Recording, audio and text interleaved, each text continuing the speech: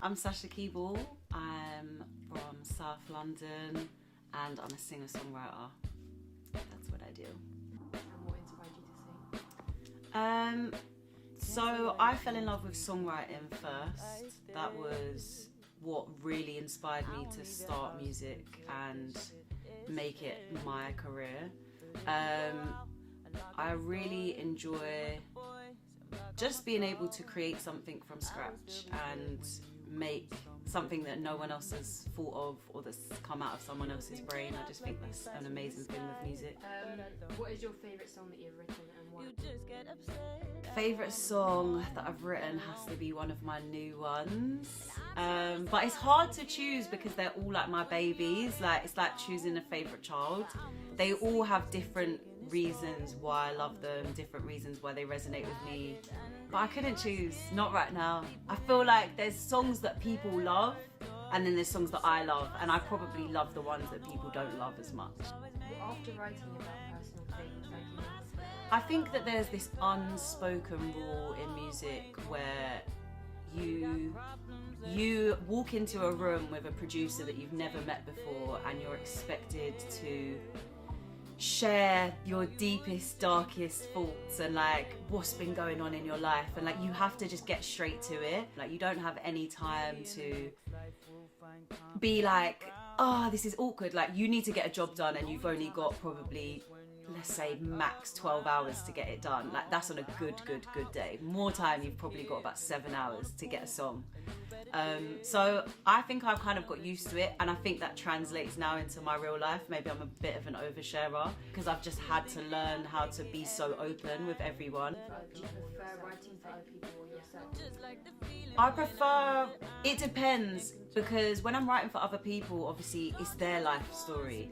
I don't have to go into what I've experienced. Obviously I do naturally, as a storyteller and as a writer, I will delve into how do I feel, how have I felt in such similar situations or whatever to pull from it.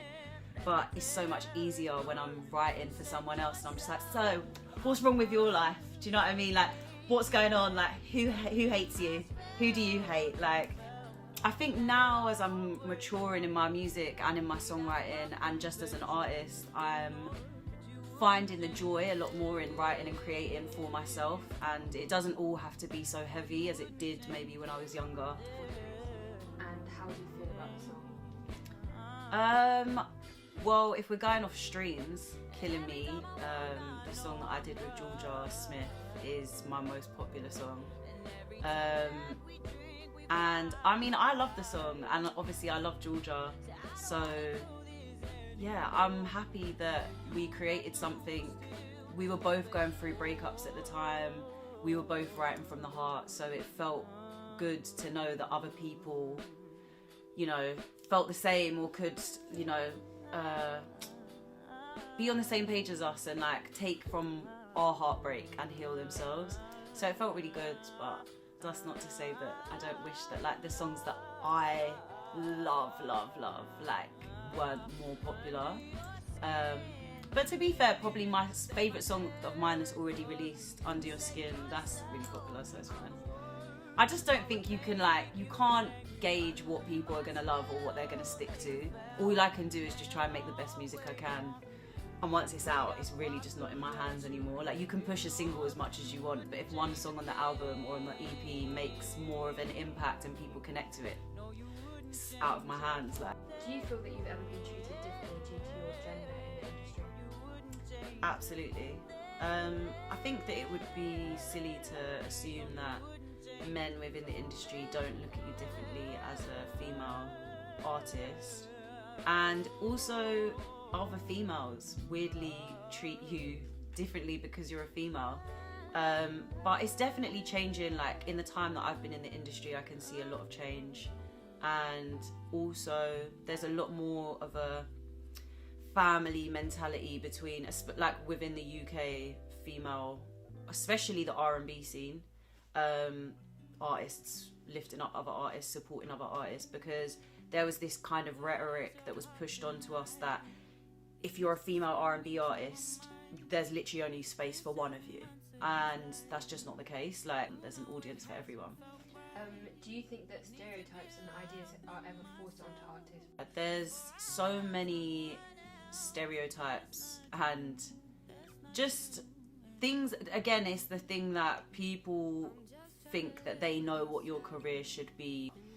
I feel like, yeah, there's so many people that just kind of push their own ideas onto artists rather than nurturing what it is the artist has within themselves and what the artist is good at. What is the most important thing to success in your opinion? Being true to yourself and being authentic. I know it sounds like the most generic thing, but you cannot underestimate how important that is and how far that will take you, and like integrity and being able to say no to the right things, and knowing that knockbacks are just that. They're just knockbacks. They're not no's. Like, you're never gonna succeed if you have thin skin. You have to build a thick skin. Just know that, like, there's always another way. You just have to find it. What do you think is like the biggest lesson that you've learned? To be 100% true to myself, and if my gut is telling me no, then I'm not going to do it, and I just don't care who I piss off in the process, because ultimately it's my face and it's my music, and the people around me that work with me, yeah, they could go and find other artists, but they wouldn't find a me. And I am the commodity. Like, I am the reason that my music exists. That's that. Perfect. To love, your voice still haunts me at night, but this time it don't make me cry. Just trying to be real with myself.